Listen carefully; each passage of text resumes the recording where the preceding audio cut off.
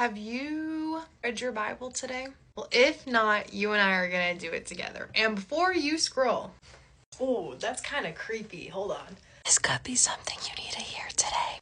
Right now, I am reading through Jeremiah, so you and I are going to be as well. There's a verse that really stuck out to me yesterday when I was reading Jeremiah. It says, "What wrong did your fathers find in me, that they went far from me and went after worthlessness and became worthless?" And what stopped me in my tracks is the emotion that came through in this verse.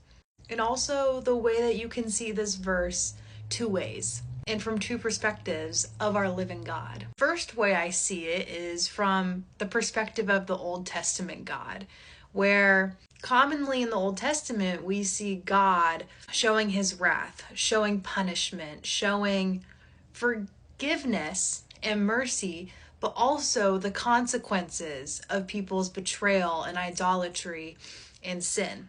So reading this verse in this context, you can read it almost in the tone of, how could you find something wrong in me because I am God? Because in the context of this verse, he is talking about how Israel has been forsaking God, how Israel has been making false gods out of things that they have carved from their own hand. God is genuinely questioning their logic of, how can you find fault in the God that has always provided for you, that has always given you what you needed to survive, that has forgiven you, that has been merciful for you? And the original way that I read this comes from thinking about the New Testament God, Jesus, where we see our God humble himself down into human form.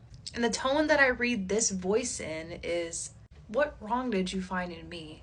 It makes me sad reading it in that tone. It makes me sad that we have this loving, forgiving God who just wants to be close with us, who just wants to give us everything with nothing in return other than to love him back, to worship him like he wants to be worshiped. And yet, day after day, we sin and we choose different idols that pull us away from God.